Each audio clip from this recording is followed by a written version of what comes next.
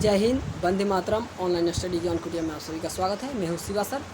आज लेकर के आया हूँ भूमंडलीकृत विश्व का बनना। तो पहला ऑप्शन है रिंडरपेस्ट क्या है।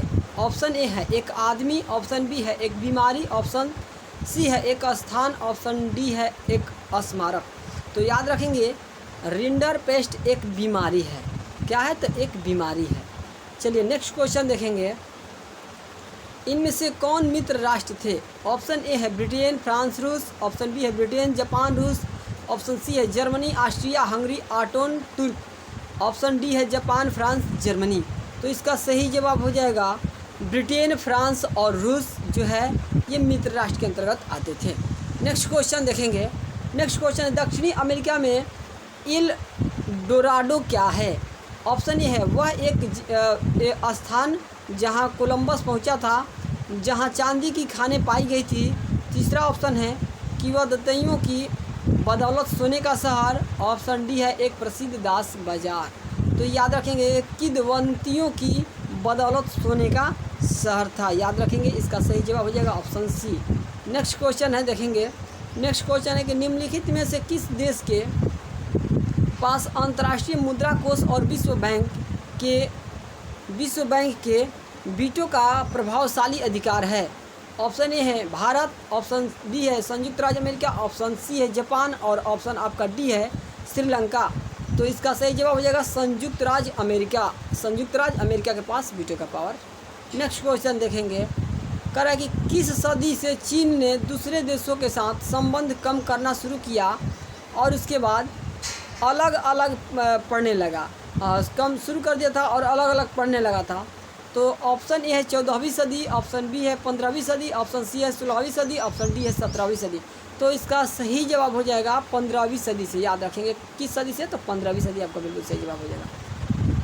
नेक्स्ट क्वेश्चन है एशिया और यूरोप और उत्तरी अफ्रीका से जोड़ने वाले मार्गों को किस नाम से जाना जाता है? ऑप्शन ए है एशियन मार्ग, ऑप्शन बी है सिल्क मार्ग, ऑप्शन सी है व्यापार मार्ग, ऑप्शन डी है अफ्रीकी मार्ग। तो इसका सही जवाब हो जाएगा सिल्क मार्ग। याद रखेंगे इसका सही आंसर हो जाएगा सिल्क मार्ग। आपका बिल्कुल सही जवाब हो जाएगा सिल्क मार्ग। नेक्स्ट क्वेश्चन की ओर देखते हैं। कह रहा है कि निम्न में से किस देश ने मक्का से आयात पर पाबंदी लगाने के लिए कार्न लॉ लागू किया था? Corn law. ऑप्शन ए है भारत, ऑप्शन बी है फ्रांस, ऑप्शन सी है चीन, ऑप्शन डी है ब्रिटेन। तो याद रखिए कार्न लॉ लागू किया था ये था ब्रिटेन। मक्का से आयात पर प्रतिबंध लगाने के लिए कार्न लॉ लगाया था ब्रिटेन ने। नेक्स्ट क्वेश्चन की तरफ देखेंगे। लगभग 500 साल पहले निम्न में से किस फसल के बारे में हमारे पूर्वजों को ज्ञान नहीं था? ऑप्शन ए है आलू, ऑप्शन बी है चावल, ऑप्शन सी है गेहूँ, ऑप्शन डी है कपास। तो याद रखेंगे 500 साल पूर्व हमारे पूर्वजों को ज्ञान नहीं था आलू के बारे में। नेक्स्ट क्वेश्चन देखेंगे। नेक्स्ट क्वेश्चन करेक्ट 1928 से 1934 के बीच भारत में गेहूं की कीमत 50% तक क्यों गिर गई थी? कम उत्पादन के कारण, बाढ़ के कारण, महामंदी के कारण, सूखे के कारण? तो याद रखेंगे महामंदी के कारण। किसके कारण? तो महामंदी के कारण। नेक्स्ट क्वेश्चन देखते हैं। नेक्स्ट क्वेश्चन है कि आधुनिक युग से पहले निम्न में से किसने सिल्क रूट का प्रयोग नहीं किया? ऑप्शन ए है ईसाई धर्म प्रचारक, ऑप्शन बी है व्यापारी, ऑप्शन सी है मुस्लिम प्रचारक, ऑप्शन डी है पर्यटक। तो इसका सही जवाब हो जाएगा पर्यटक। आपका बिल्कुल सही जवाब हो जाएगा पर्यटक। नेक्स्ट क्वेश्चन देखेंगे। एक अंक वाले प्रश्न है। मित्र राष्ट्रों के नाम बताना है। तो मित्र राष्ट्र के अंतर्गत आते थे ब्रिटेन, फ्रांस और रूस। ये आपका मित्र राष्ट्र के अंतर्गत आते थे। नेक्स्ट क्वेश्चन देखेंगे। दक्षिणी अमेरिका में एल डोराडो क्या है? तो याद रखेंगे किवंदियों की बदौलत सोने का शहर है। ये क्या है? तो किवंदियों की बदौलत सोने का शहर है। नेक्स्ट क्वेश्चन देख रहे हैं। किस देश के पास अंतर्राष्ट्रीय मुद्रा कोष और विश्व बैंक के वीटो का प्रभावशाली अधिकार है? तो संयुक्त राज्य अमेरिका के पास। अभी पढ़े थे संयुक्त राज्य अमेरिका। नेक्स्ट क्वेश्चन है कि लगभग 500 वर्ष पहले हमारे पूर्वजों को किसके बारे में जानकारी नहीं थी? याद रखेंगे आलू के बारे में। और निम्न में से दो आविष्कारों ने 19वीं सदी के विश्व में परिवर्तन लाया था। क्या क्या? तो भाप इंजन और रेलवे ने। क्या? भाप इंजन और रेलवे, ये दोनों हमारे 19वीं सदी को विश्व इतिहास में परिवर्तन लाया था। नेक्स्ट क्वेश्चन देखेंगे। 1928 से 1934 के बीच भारत में गेहूं की कीमत का प्रतिशत 50% से क्यों गिर गई थी? तो महामंदी के कारण ये क्वेश्चन था। नेक्स्ट क्वेश्चन है कि अमेरिकी महाद्वीप की खोज किसने की थी? तो क्रिस्टोफर कोलंबस ने किया था और 1492 ईस्वी में। याद रखेंगे कितने ईस्वी में किया था? तो 1492 ईस्वी में किया था। 1492 ईस्वी में, याद रखेंगे 1492 ईस्वी में किया था। यहाँ याद रखेंगे 1492 ईस्वी में, कितने ईस्वी में किया था? तो 1492 92 में ये किया था। नेक्स्ट क्वेश्चन देखेंगे। नेक्स्ट क्वेश्चन कह रहा है कि उस यूरोपीय देशों का नाम लिखे हैं या बताना है जिसने अमेरिकी पर विजय प्राप्त की। तो याद रखेंगे स्पेन था। कौन था? तो याद रखेंगे स्पेन ने विजय प्राप्त किया था। नेक्स्ट क्वेश्चन देखेंगे। नेक्स्ट क्वेश्चन है भूमंडलीकृत विश्व के बनने में मदद देने वाला कोई दो कारक बताना है। तो पहला कारक याद रखेंगे एक व्यापार था और दूसरा कारक था काम की तलाश में एक जगह से दूसरी जगह जाते लोग, और तीसरा था पूंजी। हम तीनों याद रखेंगे और इसमें दो ही पूछ रहा है। चलिए नेक्स्ट क्वेश्चन देखेंगे। नेक्स्ट क्वेश्चन है कि 3 उदाहरण देकर दर्शाए कि अमेरिका जाने वाले समुद्री रास्तों की खोज के बाद विश्व में बदलाव आया। तो याद रखेंगे आलू का इस्तेमाल शुरू करने पर यूरोप के गरीबों की ज़िंदगी में बदलाव आया, उसका भोजन बेहतर हो गया और औसत उम्र बढ़ने लगी। याद रखेंगे गरीबों का जब जीवन था ना तो उस समय ये बढ़ने लगा था उन लोगों का, गरीबों का आलू की वजह से। नेक्स्ट है कि गुलामों का व्यापार शुरू हो गया और यूरोप में टकराव होते रहते थे, इसीलिए हज़ारों लोग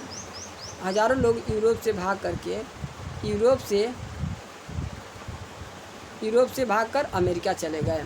एक चीज़ और ध्यान रखेंगे, आलू के आने से क्या हुआ कि आलू ऐसा ही है कि मतलब जो सब्जी वाला फसल था जो बहुत दिनों तक सुरक्षित रखा जा सकता था, इसी वजह से। नेक्स्ट क्वेश्चन है कि 19वीं सदी में हज़ारों लोगों द्वारा यूरोप से भागकर अमेरिका जाने का क्या कारण था, ये जानना है। तो कार्नला लागू को समाप्त करने के बाद कम कीमतों में सामान का आयात, दूसरा है कि भयानक बीमारियों का फैलना और धार्मिक टकराव आपका ये हो जाएगा, इसी के कारण थे। नेक्स्ट क्वेश्चन 19वीं सदी में अर्थव्यवस्था को आकार देने में कौन कौन से सरकार ने सहायता की थी। तो याद रखेंगे सामाजिक कारक, जैसे खेती करने के लिए अधिक संख्या में लोगों को होना। दूसरा है आर्थिक कारक, क्या था?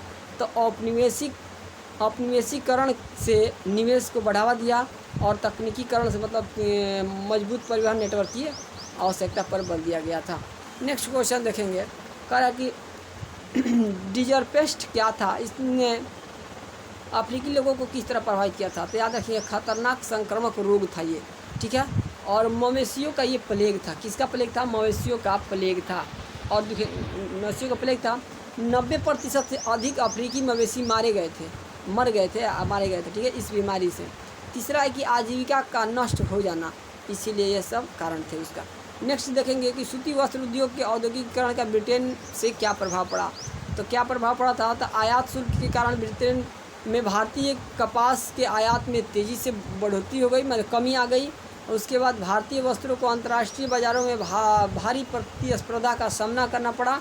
उसके बाद में निर्माण किए गए सूती उत्पादनों के निर्यात में कमी आने के पश्चात ब्रिटिश निर्माताओं ने बहुत ही सस्ती कीमत पर भारत के कपास का आयात प्रारंभ कर दिया। चलिए आगे चलते हैं नेक्स्ट क्वेश्चन की तरफ।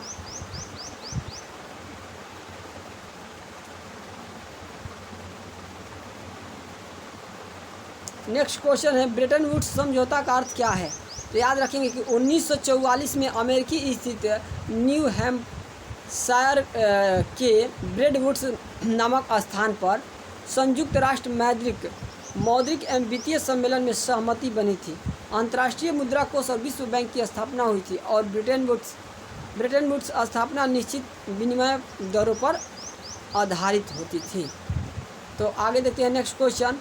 अफीम युद्ध का अर्थ है चीन पर अफीम युद्ध के प्रभाव का वर्णन करना है। तो अफीम युद्ध का अर्थ है जब इंग्लैंड ने चीनियों पर अफीम आयात करने का दबाव डाला तो दोनों देशों के बीच संघर्ष उत्पन्न हो गया, जिसे अफीम युद्ध कहा जाता है। आज के लिए इतना ही, फिर मिलेंगे कल। और इसमें 2-3 पॉइंट है कि चीनियों का शारीरिक व नैतिक पतन हुआ था। उसके बाद चीन को हट जाने के रूप में 5 बंदरगाह ब्रिटिश व्यापारियों के लिए खोलने पड़े थे बिना किसी अवधि के हांगकांग को ब्रिटेन को सौंप दिया गया था। ये सारे कारण थे। आज के लिए बस इतना ही, फिर मिलेंगे कल, तब तक के लिए सभी लोगों को धन्यवाद। जय हिंद, जय भारत।